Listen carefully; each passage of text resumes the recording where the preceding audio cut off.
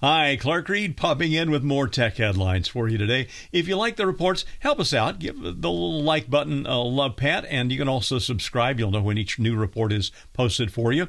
Google has fired 28 employees over the sit-in protests at two of its offices this week. The Verge.com reports the 9 employees had been suspended and then arrested in both California and New York on Tuesday.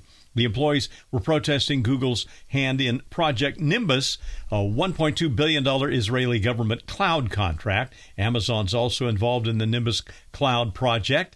The employees sitting in refused to leave and were forcibly removed by law enforcement from Google's cloud CEO Thomas Kurian's office. There are claims that Project Nimbus has been used by the Israeli Defense Force in its campaign against Hamas in Gaza, where thousands have died.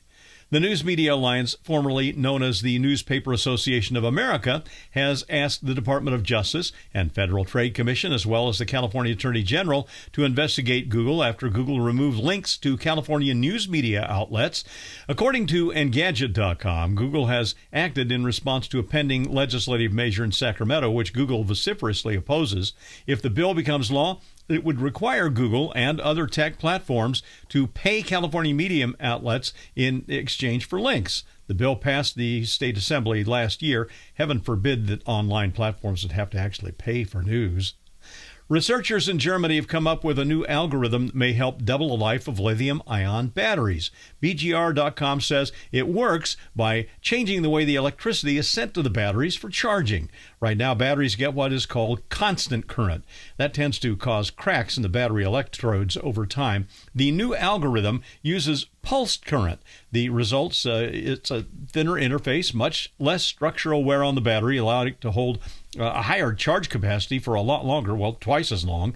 The researchers think the new algorithm can double the service life of lithium-ion batteries, keeping them at over 80% energy retention. Now, that'll be particularly a big deal for EVs, where the battery packs can be a huge expense if you have to replace them.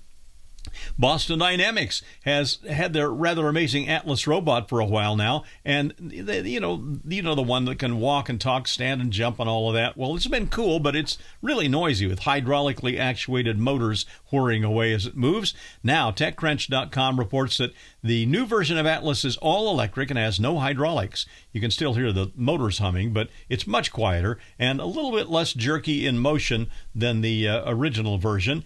It's smoother with no cable showing, and it doesn't have a top-heavy torso like the older model. The head is a little freaky. It looks like a giant searchlight, and it rotates 180 degrees. But Boston still won't say when it will be ready for production at scale. I'm Clark Reid, and you're Technified for now.